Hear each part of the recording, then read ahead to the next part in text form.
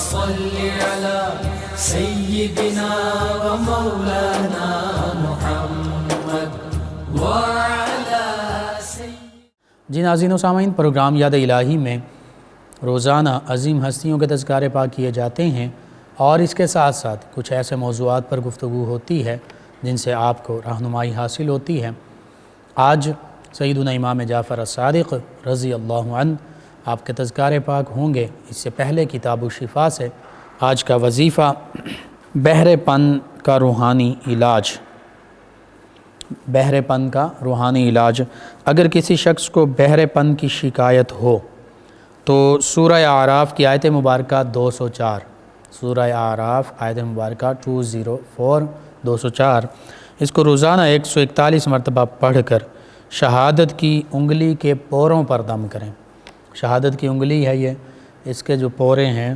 ان پوروں پر دم کریں 141 مرتبہ پڑھ کر، اور یہ شہادت والی انگلی کانوں میں گھمائیں۔ انشاءاللہ اللہ تعالی ڈیفنس سے شفا عطا فرمائے گا۔ قوت سماعت جو کم ہو جاتی ہے، سننے کی طاقت، اس حوالے سے اللہ تعالی رحم و کرم فرمائے گا۔ آیت مبارکہ اور ترجمہ سماعت فرما لیں جو اللہ کا حکم بھی ہے۔ اللہ فرماتا ہے وَإِذَا قُرِئَ الْقُرْآنُ، سورہ اعراف کی آیت مبارکہ 104، یہ 9ویں پارے میں ہے۔ سورہ انفال جب شروع ہو رہی ہے اس سے پہلے یہ آیت مبارکہ آخری رکوع میں موجود ہے، سورہ اعراف کے آخری رکوع میں۔ وَإِذَا قُرِئَ الْقُرْآنُ فَاسْتَمِعُوا لَهُ وَأَنصِتُوا لَعَلَّكُمْ تُرْحَمُونَ۔ ارشاد باری تعالیٰ، جب قرآن پاک پڑھا جائے تو اسے کان لگا کر سنو، توجہ سے سنو اور خاموش رہو تاکہ تم پر رحم کیا جائے۔ تو بالکل یہ اللہ سبحانہ وتعالی کا حکم ہے۔ قرآن مجید فرقان حمید کی تلاوت ہو رہی ہو، نماز میں ہو، نماز کے علاوہ ہو، خاموشی کے ساتھ اسے توجہ کے ساتھ سنا جائے، خاموش رہا جائے تاکہ اللہ تعالیٰ کی رحمت کے ہم امیدوار بن سکیں، مصداق بن سکیں۔ تو یہ ضرور اپنے معمول کا حصہ بنائیے۔ اس کے ساتھ ساتھ موسم کی تبدیلی ہے تو بخار بعض اوقات ہو جاتا ہے، تو بخار سے شفا کا روحانی علاج یہ سماعت کر لیجئے کہ جس شخص کا بخار نہ جاتا ہو، ختم نہ ہو رہا ہو، اسے چاہیے، یہ عام طور پہ یہ گرمی کا بخار اگر ہے تو اس کے لیے تو اسے چاہیے کہ بار بار تازہ پانی سے غسل کرے۔ اب یہ اس حوالے سے مزاج کو بھی اور اپنے جو فزیشین ہے، ڈاکٹر، طبیب ہیں، حکیم ہیں، ان سے بھی مشورہ ضروری ہے، اور یہ دعا لازمی پڑھیں۔ اکشف البأس رب الناس الہ الناس، اکشف البأس رب الناس الہ الناس، اے لوگوں کے رب، لوگوں کے معبود، تکلیف سے نجات مل جائے، تکلیف سے نجات حاصل ہو جائے۔ تو یہ دعا لازمی پڑھیں، جتنی زیادہ مرتبہ آسانی سے آپ پڑھ سکتے ہیں، انشاءاللہ اللہ تعالی شفا عطا فرمائے گا۔ یہ دو روحانی علاج اور وظائف بہرے پن اور بخار کے حوالے سے آپ کو ضرورت ہے، ضرور اپنے معمول کا حصہ بنائیے، اپنے اعزاء اقربا، رشتہ دار، دوست، احباب، پڑوسیوں، محلہ داروں تک پہنچائیے، امت مسلمہ تک پہنچائیے۔ میرے، آپ کے، ہمارے بتانے سے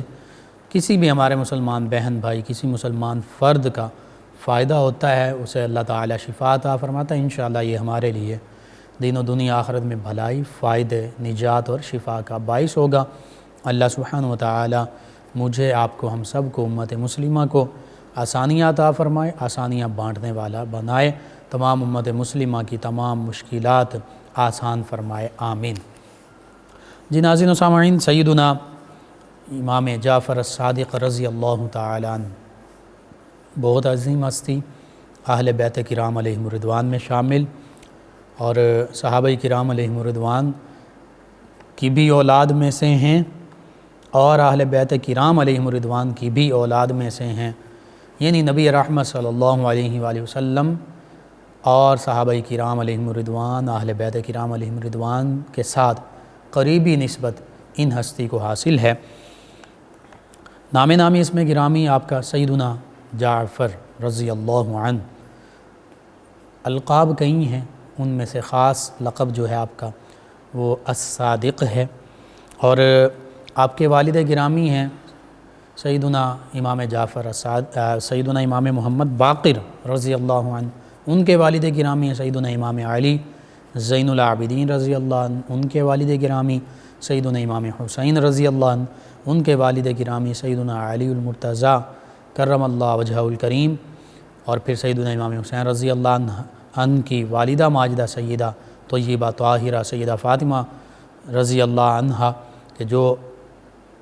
آقا کریم صلی اللہ علیہ وآلہ وسلم کی شاہزادی ہیں۔ یوں نبی رحمت صلی اللہ علیہ وآلہ وسلم کے خانوادے سے آپ کا تعلق ہے۔ یہ تو ددیالی والد گرامی کی طرف سے آپ کا سلسلہ نسب۔ والدہ محترمہ کی جانب سے آپ کا سلسلہ نسب دیکھا جائے تو آپ صدیقی ہیں، سیدنا ابو بکر صدیق رضی اللہ عنہ کی اولاد پاک میں سے ہیں، جیسے والد گرامی کی طرف سے سیدنا علی المرتضیٰ کرم اللہ وجہ الکریم، سیدہ فاطمہ الزہرا رضی اللہ عنہ آقا کریم صلی اللہ علیہ وآلہ وسلم کی اولاد پاک میں سے ہیں، تو والدہ کی طرف سے آپ سیدنا ابو بکر صدیق رضی اللہ عنہ جو صدیق اکبر ہیں ان کی اولاد پاک میں سے ہیں رضی اللہ عنہ۔ وہ اس طرح کہ آپ کی والدہ ماجدہ ہیں سیدہ ام فروہ رضی اللہ عنہا۔ اب سیدہ ام فروہ رضی اللہ عنہا یہ سیدنا ابو بکر صدیق رضی اللہ عنہ کی پڑپوتی ہیں دو طریقوں سے۔ وہ کیسے؟ سیدہ ام فروہ رضی اللہ عنہا کے والد گرامی ہیں سیدنا قاسم رضی اللہ عنہ، ان کے والد گرامی ہیں سیدنا محمد رضی اللہ عنہ، ان کے والد گرامی ہیں سیدنا ابو بکر صدیق رضی اللہ عنہ۔ تو یوں سیدنا ابو بکر صدیق رضی اللہ عنہ کے جو پوتے ہیں سیدنا قاسم بن محمد بن ابی بکر رضی اللہ عنہ اجمعین، ان کی صاحبزادی ہیں سیدہ ام فروہ رضی اللہ عنہ جو سیدنا امام جعفر صادق رضی اللہ عنہ کی والدہ ماجدہ ہیں۔ ایک یعنی سیدنا ابو بکر صدیق رضی اللہ عنہ کے پوتے کی صاحبزادی سیدہ ام فروہ رضی اللہ عنہ، دوسری جانب پوتی کی بھی صاحبزادی ہیں سیدہ ام فروہ رضی اللہ عنہ۔ کیسے؟ سیدہ ام فروہ رضی اللہ عنہ بنت سیدہ اسماء رضی اللہ عنہ بنت سیدنا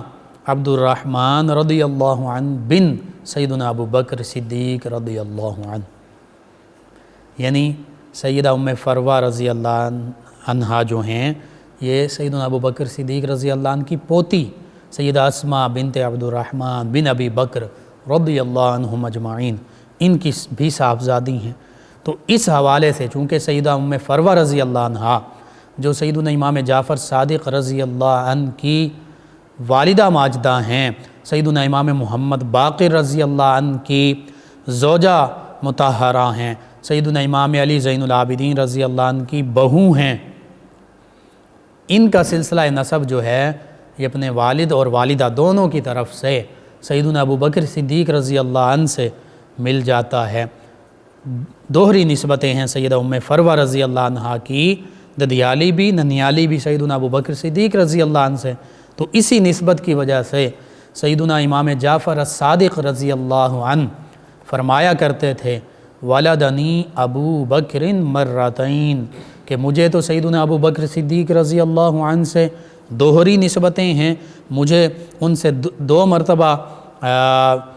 ولادت کا شرف حاصل ہے، یعنی میری والدہ ماجدہ جو ہیں ان کا ددیال اور ان کا ننیال وہ دونوں سیدنا ابو بکر صدیق رضی اللہ عنہ کی اولاد پاک میں سے ہیں۔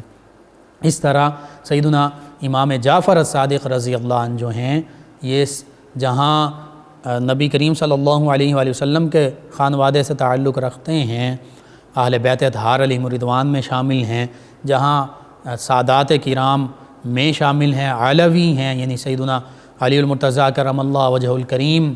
کی اولاد پاک میں سے ہیں، وہیں پر صدیقی بھی ہیں، سیدنا ابو بکر صدیق رضی اللہ عنہ کی بھی اولاد پاک میں سے ہیں۔ یہ محبتیں ہیں جو صحابہ کرام علیہم الرضوان اور اہل بیت کرام علیہم الرضوان کے درمیان موجود تھیں، حتیٰ کہ قریبی رشتہ داریاں تھیں۔ سیدنا علی المرتضیٰ کرم اللہ وجہ الکریم سیدنا ابو بکر صدیق رضی اللہ عنہ کے فضائل بیان فرمایا کرتے تھے، سیدنا ابو بکر صدیق رضی اللہ عنہ سیدنا علی المرتضیٰ کرم اللہ وجہ الکریم کے فضائل بیان فرمایا کرتے تھے، اور سیدنا علی المرتضیٰ کرم اللہ وجہ الکریم کے صاحبزادوں میں سے 18 صاحبزادوں کا ذکر خاص طور پر ملتا ہے، ان میں سے صاحبزادوں کے نام جو ہیں وہ خلفائے ثلاثہ رضی اللہ عنہم اجمعین کے نام پر تھے۔ کسی صاحبزادے کا نام ابو بکر تھا، کسی صاحبزادے کا نام عمر تھا، کسی صاحبزادے کا نام عثمان تھا، حتیٰ کہ اپنے نام پر بھی آپ کے نام پر آپ کے صاحبزادوں نے پھر نام رکھے۔ سیدنا امام حسین رضی اللہ عنہ نے علی اکبر، علی اوسط، علی اصغر، تو یوں سیدنا علی المرتضیٰ کرم اللہ وجہ الکریم تینوں خلفائے راشدین کے ساتھ اتنی محبت فرماتے تھے کہ انہی کے نام نامی اس میں گرامی پر اپنے شہزادوں کے نام رکھے، اور ابو بکر، عمر، عثمان، اسی طرح عبداللہ، محمد، یحییٰ، جعفر، غازی عباس رضی اللہ عنہم اجمعین، یہ وہ صاحبزادے ہیں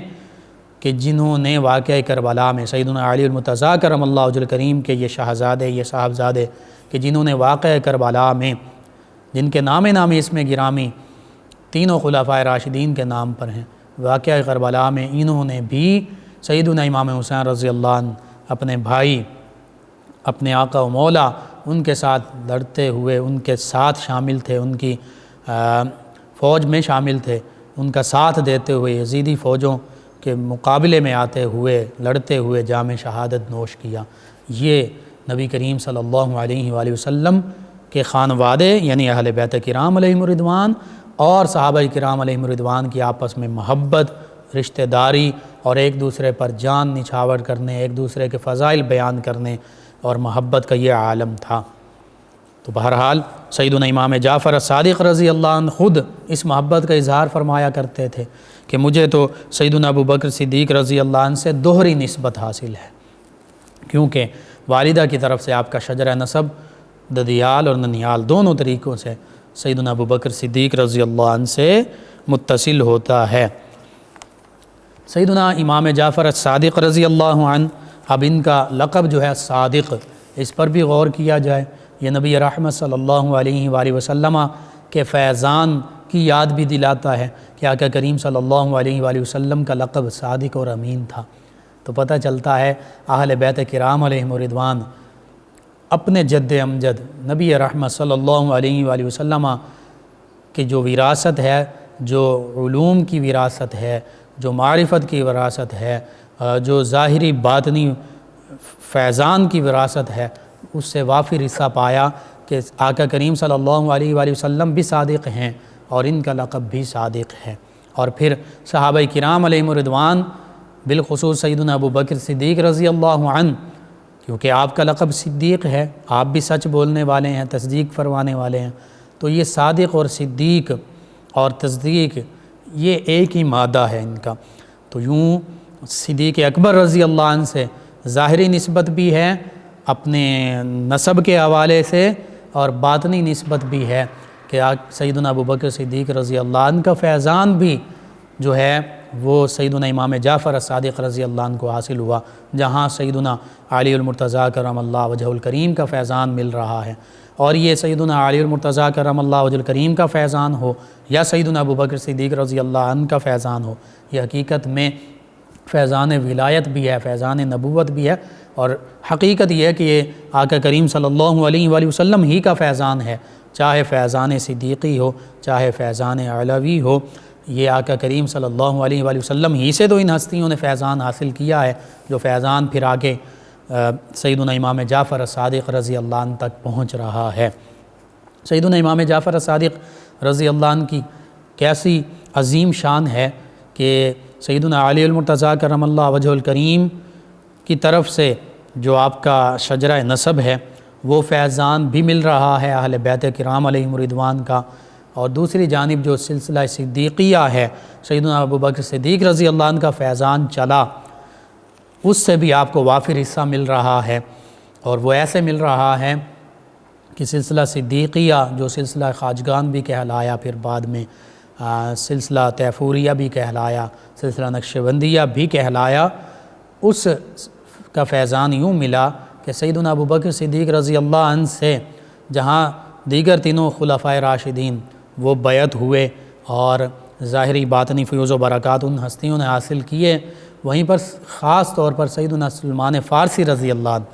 انہوں نے سیدنا ابوبکر صدیق رضی اللہ عنہ سے فیضان حاصل کیا سلسلہ صدیقیہ کا، اور وہ فیضان پھر سیدنا سلمان فارسی رضی اللہ عنہ سے سیدنا قاسم بن محمد بن ابی بکر رضی اللہ عنہم اجمعین انہوں نے حاصل کیا، اور یہ سیدنا قاسم بن محمد بن ابی بکر رضی اللہ عنہم اجمعین یہ سیدنا امام جعفر الصادق رضی اللہ عنہ کے نانا جان ہیں، اور ان سے سلسلہ صدیقیہ کا صدیقی فیضان جو تھا وہ سیدنا امام جعفر الصادق رضی اللہ عنہ آپ نے حاصل کیا، اور پھر آپ کے صاحبزادوں سے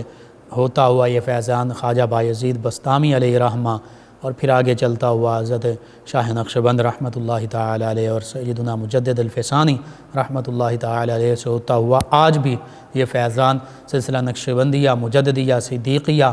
کی شکل میں پوری دنیا میں اس فیضان سے لوگ فیوز و برکات حاصل کر رہے ہیں۔ بہرحال سیدنا امام جعفر الصادق رضی اللہ عنہ آپ نے 12 سال اپنے دادا جان سیدنا امام علی زین العابدین رضی اللہ عنہ ان سے تعلیم و تربیت پائی، ان کی رفاقت رہی، معیت رہی،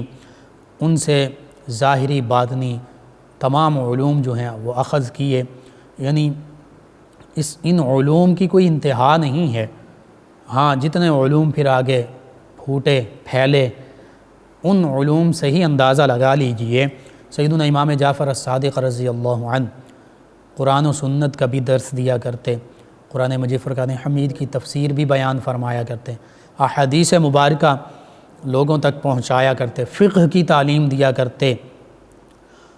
تزکیہ باطن جس کو احسان کہتے ہیں یا تصوف اور طریقت کا بعد میں نام دیا گیا، اس کی تعلیم لوگوں تک پہنچایا کرتے۔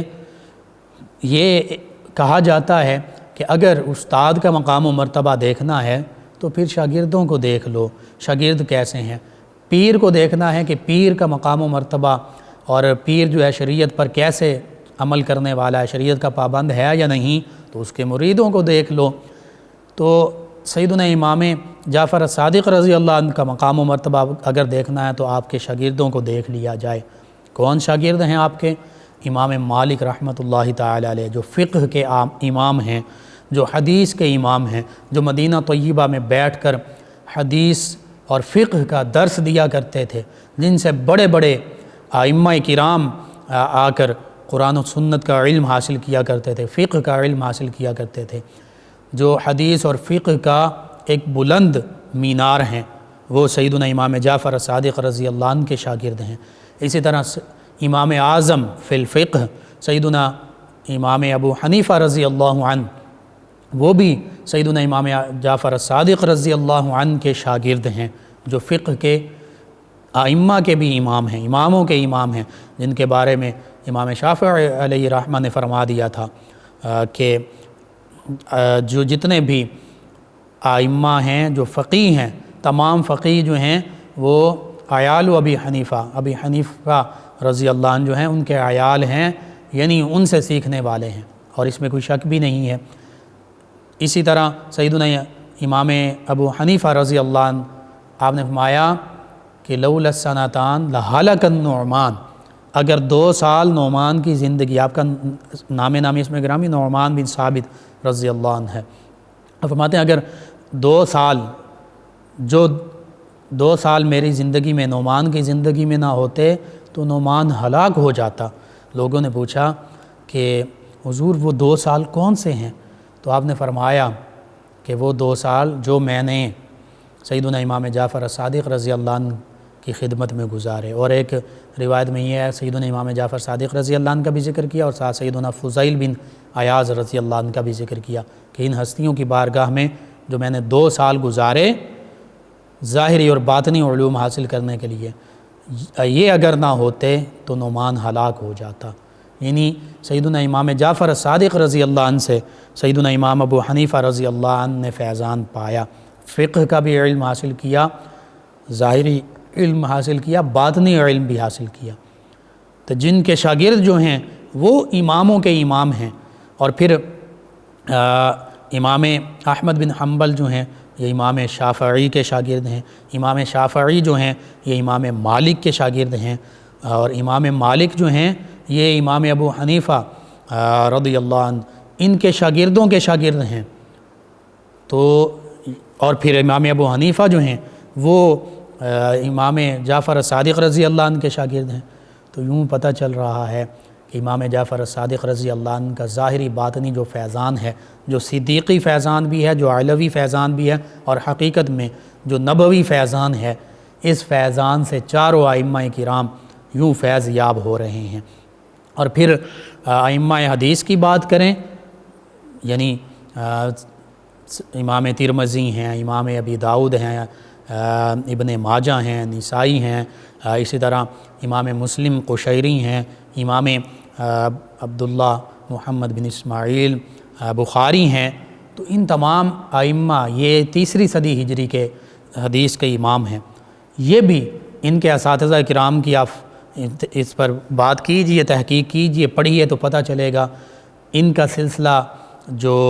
اساتذہ کا ہے، سلسلہ سند جو ہے حدیث کا، فقہ کا، بالخصوص حدیث کا، یہ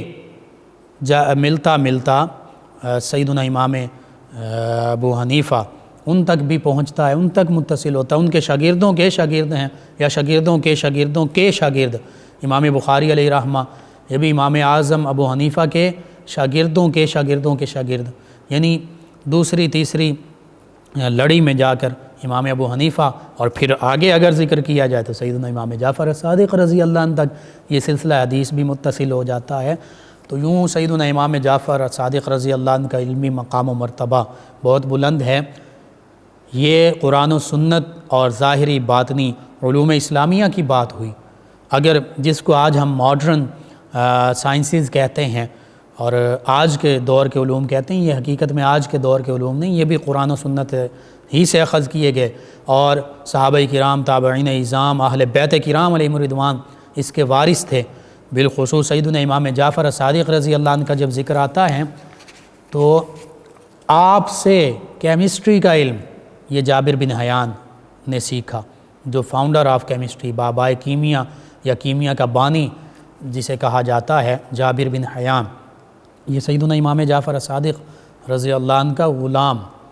اور سیدنا امام جعفر الصادق رضی اللہ عنہ سے جابر بن حیان نے کیمسٹری کا علم سیکھا، اور وہی جابر بن حیان کہ پھر جس نے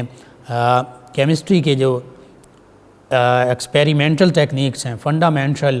اور پرائمری ایکسپیریمنٹل ٹیکنیکس ہیں، جس میں سبلیمیشن ہے، ڈسٹیلیشن ہے، فلٹریشن ہے، یہ کیمسٹری کے جو تجرباتی مراحل ہیں، ابتدائی تجرباتی مراحل، ان کا ذکر کس نے کیا؟ ان کا ذکر جابر بن حیان نے کیا، اور عملی طور پر جو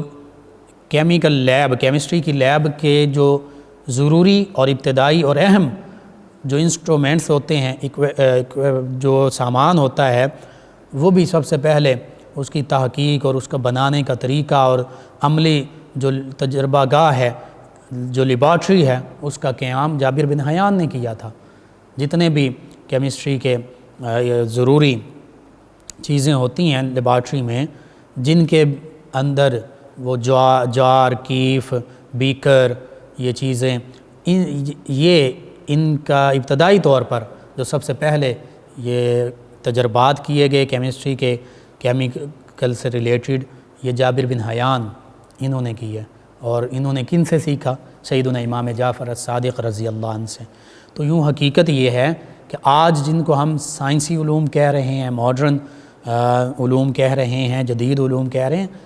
یہ آج کے نہیں ہیں، یہ قرآن و سنت سے ماخوذ ہیں، اور بلا مبالغہ، یہ کوئی مبالغہ نہیں، حقیقت ہے۔ اس پر علماء، اس پر ریسرچرز ریسرچ کر لیں، یہ مسلمانوں کے علوم تھے، قرآن و سنت کے علوم تھے، اسی لیے تو، اور عربی میں یہ تھے، ان کو پھر لے جایا گیا یورپ میں، ان کو انگلش میں ٹرانسلیٹ کیا گیا، اور پھر وہی علوم جو ہیں ان کو ماڈرن علوم کے نام پر، جدید سائنسی علوم کے نام پر ہمیں آج پڑھایا جا رہا ہے۔ علامہ اقبال علیہ رحمہ نے جب مسلمانوں کا علم کا یہ ذخیرہ یورپ میں دیکھا تو آپ نے فرمایا تھا، وہ علم کے موتی کتابیں اپنے آبا کی، دیکھیں ان کو جو یورپ میں، تو دل ہوتا ہے سی پارا، کہ ہمارے آباء و اجداد کی کتابیں تھیں، علم کے موتی تھے، قرآن و سنت کے حوالے سے بھی، ظاہری باطنی علوم کے حوالے سے بھی، سائنسی علوم کے حوالے سے بھی۔ تو فرماتے ہیں ان کو جب یورپ میں دیکھتے ہیں تو ہمارا دل جو ہے یہ ٹکڑے ٹکڑے ہو جاتا ہے کہ اصل تو یہ ہمارا سرمایہ تھا، اور مسلمان جو تھے دین و دنیا علیحدہ نہیں تھی، 2 خانوں میں بانٹی ہوئی نہیں تھی، یہ تمام علوم اگر مسلمانوں کی بہتری کے لیے، اسلام کی بہتری کے لیے پڑھے جائیں اور ان پر عمل کیا جائے تو پھر یہ تمام علوم یہ کار ثواب ہیں۔ لیکن اگر دین کو بھی یہ ایسا اسلام کا کنسیپٹ ہے کہ اگر دین کے علوم، حتیٰ کہ دین کے معاملات، نماز ہے، روزہ ہے، صدقہ خیرات ہے، حج ہے، زکوٰۃ ہے، اگر صرف اپنی نمود و نمائش کے لیے کیا جائیں تو یہ دنیا ہے، یہ گناہ کا کام ہے، یہ ریاکاری ہے، شرک خفی اس کو فرمایا گیا حدیث مبارکہ میں، اور یہ پھر اعمال کل روز معاشر منہ پر مار دیے جائیں گے اگر صرف لوگوں کو دکھانے کے لیے ہیں۔ لیکن اگر اللہ کی رضا کے لیے ہیں تو پھر یہ اعمال مقبول ہی مقبول ہیں، حتیٰ کہ اللہ کی رضا کے لیے دیگر علوم جو ہیں، جو فرض کفایہ جن کو فقہا نے لکھا، یعنی یہ سائنسی علوم سارے کہ مسلمانوں میں سے چند لوگ بھی مسلمانوں کی بہتری کے لیے ان کو حاصل کر لیں تو یہ ضروری ہے۔ بہرحال اگر یہ علوم اسلام کی خدمت کریں تو پھر یہ علوم جو ہیں یہ بھی کار ثواب ہیں۔ جیسے ڈاکٹر عبدالقدیر خان علیہ الرحمہ، آپ نے مسلمانوں کی بقا کے لیے، مسلمانان پاکستان کی بقا کے لیے ایٹم بم تیار کیا، تو جو تیر ایک بناتا ہے اور تیر چلاتا ہے اسلام کی خاطر، آقا کریم صلی اللہ علیہ وآلہ وسلم کے فرمان کے مطابق وہ جنتی ہے۔ تو جس نے مسلمانوں کی بقا کے لیے ایٹم بم بنایا اس کا مقام و مرتبہ کیا ہوگا، وہ بھی جنتی ہے بلا شک و شبہ۔ تو یوں اگر مسلمانوں کی بقا کے لیے، مسلمانوں کی بہتری کے لیے، اسلام کے تحفظ کے لیے اور کفار پر رعب و دبدبہ، ہیبت قائم کرنے کے لیے جو اللہ کا حکم ہے وَأَعِدُّوا لَهُم مَّا اسْتَطَعْتُم مِّن قُوَّةٍ وَمِن رِّبَاطِ الْخَيْلِ تُرْهِبُونَ بِهِ عَدُوَّ اللَّهِ وَعَدُوَّكُمْ وَآخَرِينَ مِن دُونِهِمْ، تو پھر یہ بھی کار ثواب بن جاتا ہے۔ انما الاعمال بالنیات، تمام اعمال کا دار و مدار نیتوں پر ہوتا ہے۔ سیدنا امام جعفر الصادق رضی اللہ عنہ، آپ کا یہ علمی مقام و مرتبہ جس کا ذکر کیا جا رہا ہے، جس سے اس دور کے تمام ائمہ نے، تمام علوم کے جو امام ٹھہرے، انہوں نے آپ کی بارگاہ سے یہ علوم، یہ فنون، یہ فیوز و برکات حاصل کیے۔ سیدنا امام جعفر الصادق رضی اللہ عنہ، آپ کو بھی دیگر ائمہ اہل بیت اطہار علیہم رضوان کی طرح یہ حکمرانوں کا ایک وتیرہ رہا ہے۔ آج بھی ہم دیکھتے ہیں کہ جو حق کی بات کرتا ہے، جو اعلاء کلمۃ الحق، حق کا کلمہ بلند کرتا ہے، اور حکمران جب دیکھتے ہیں کہ لوگ ان لوگوں کی طرف مائل ہیں اور یہ حق پر ڈٹے ہوئے ہیں، جیسے ائمہ اہل بیت اطہار علیہم رضوان، لوگ آپ کی بارگاہ میں حاضر ہوا کرتے تھے اور دل سے آپ سے محبت رکھا کرتے تھے، تو حکمرانوں کو یہ بات کھٹکتی تھی، بری لگتی تھی کہ حکمران ہم ہیں، لوگ ان کے پاس جاتے ہیں، ان کے دربار میں حاضر ہوتے ہیں اور ان سے دلی محبت رکھتے ہیں۔ محبت فاتح عالم، ان عظیم ہستیوں نے انسانیت کے ساتھ محبت کی تو انسانیت ان کے ساتھ محبت رکھتی ہے، تو بس ان کے ذہنوں میں یہ خدشہ ہوتا تھا کہ کہیں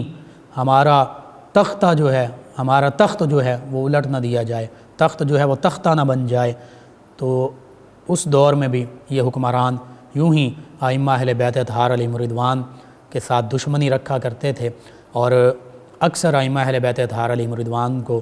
مختلف طریقوں سے زہر دے کر شہید کیا گیا۔ سیدنا امام جعفر الصادق رضی اللہ عنہ، ان کے ساتھ بھی حکمرانوں نے ایسا ہی معاملہ رکھا، اگرچہ آپ قرآن و سنت کی ظاہری باطنی تمام علوم کی تدریس کیا کرتے تھے، لوگوں تک آقا کریم صلی اللہ علیہ وآلہ وسلم کا فیضان پہنچایا کرتے تھے، لیکن یہ ہمارے مسلمانوں کا المیہ ہے کہ جو بھی اعلاء کلمۃ الحق کی بات کرتا ہے اس کے ساتھ یہی معاملہ ہوتا ہے۔ اللہ رب العزت سے دعا ہے اللہ تعالیٰ آپ سے دلی محبت، صرف دعویٰ نہیں، جو دلی محبت ہے اس کی توفیق عطا فرمائے، اہل بیت کرام علیہم رضوان سے، صحابہ کرام علیہم رضوان سے، نبی رحمت صلی اللہ علیہ وآلہ وسلم سے، اور ان کی جو حقیقی تعلیمات ہیں ان پر بھی ہمیں عمل پیرا ہونے کی توفیق عطا فرمائے، آمین۔ اللہم صلی علی سیدنا و مولانا محمد وعلی سید۔ جی ناظرین و سامعین، ایک مرتبہ پھر آپ کی خدمت میں حاضر ہے آپ کا میزبان محمد لقمان رضا۔ ناظرین و سامعین، اس دوران ہمیں جوائن کیا ہے محمد طاہر حسین صاحب نے گھٹنے کے درد کے حوالے سے وظیفہ پوچھا ہے۔ جی اعوذ بعزت اللہ وقدرتہ من شر ما اجد واحاذر، اعوذ بعزت اللہ وقدرتہ من شر ما اجد واحاذر۔ اس کو کم از کم 21 مرتبہ پڑھ کر دم بھی کر دیں، پانی پر بھی اور گھٹنوں پر بھی، انشاءاللہ اللہ تعالی شفا عطا فرمائے گا۔ عائشہ نور صاحبہ ہیں، طبیعت کے حوالے سے انہوں نے وظیفہ پوچھا، یا شافی الامراض، اس کو کثرت سے پڑھیں، اور یا سلامو، انشاءاللہ صحت اور سلامتی اللہ تعالی عطا فرمائے گا، یا سلامو کثرت سے پڑھیں۔ طیبہ صاحبہ ہیں، کہتے ہیں کہ 5 سال ہو گئے شادی کو لیکن اولاد نہیں، کوئی وظیفہ بتا دیں۔ جی درود پاک کی کثرت، چلتے پھرتے اٹھتے بیٹھتے، یہ سب سے بڑا وظیفہ ہر معاملے کے لیے، اور دوسرا اولاد نرینہ کے لیے، اولاد کے لیے سورہ کوثر، اس کو 111 مرتبہ میاں بیوی دونوں یا کم از کم دونوں میں سے ایک روزانہ پڑھیں، اول آخر تعداد میں درود پاک پڑھیں، اللہ تعالیٰ اپنے حبیب مکرم صلی اللہ علیہ وآلہ وسلم کے صدقے سے اولاد سے نوازے گا۔ نورین احمد صاحبہ انہوں نے پروگرام کو پسند کیا، آپ کا شکریہ۔ محمد اسماعیل صاحب ہیں فیصل آباد سے، سوشل میڈیا پہ ہمیں جوائن کیا۔ سارہ چودھری صاحبہ ہیں اور کہتے ہیں کہ دعا کر دیں اللہ میری جائز خواہش کو پورا کرے۔ جی اللہ تعالیٰ تمام مسلمانوں کی، آپ کی تمام نیک جائز حاجات پوری فرمائیں۔ زاہد حسین صاحب ہیں، حجاب خان صاحب ہیں، محمد اشرف صاحب ہیں، جانزیب صاحب ہیں، عائشہ علی صاحبہ ہیں، طارق صاحب ہیں، عثمان صاحب ہیں، آپ کا شکریہ۔ بشارت علی صاحب ہیں، کہتے ہیں پروگرام بہت اچھا ہے، روزانہ سنتا ہوں۔ بابا نونا صاحب ہیں، غلام رسول صاحب ہیں، کہتے ہیں کہ پروگرام سن رہے ہیں مفتی صاحب، پروگرام لیٹ کیوں ہو رہا ہے، ہم انتظار کرتے ہیں۔ آپ کا شکریہ، آپ نے ہمیں جوائن کیا۔ ان کے علاوہ ہمارے ساتھ ہیں فیصل آباد سے ہی فاطمہ صاحبہ، انہوں نے کہا آپ کا پروگرام بہت اچھا ہے، آپ کے اس پروگرام میں دوسری دفعہ شامل ہو رہی ہوں۔ چلیں جی شکریہ آپ کا۔ عامر صاحب ہیں، پروگرام کہتے ہیں بہت اچھا ہے، جی شکریہ آپ کا۔ جنید سجاد خان ہیں، کہتے ہیں کہ نعت سنا دیں کوئی بھی اچھی سی، اور میں اگر نعت پڑھنا چاہوں تو کیا میں آ سکتا ہوں آپ کے پروگرام میں؟ جی بالکل آ سکتے ہیں، آپ کانٹیکٹ کیجئے، ضرور آ سکتے ہیں۔ اور نعت ہم نے آپ کو ایک سنا دی، انشاءاللہ نشریات میں 1 سے 2 بجے بھی نعتیں ہوتی ہیں، آپ وہ نشریات بھی سن لیجئے۔ جی ناظرین و سامعین، پروگرام یاد الہی کا وقت ختم ہو جاتا ہے، انشاءاللہ کل صبح دوبارہ آپ سے ملاقات ہوگی۔ پروگرام یاد الہی میں اپنے میزبان محمد لقمان رضا اور ہماری ٹیم کو اجازت دیجیے، اللہ نگہبان۔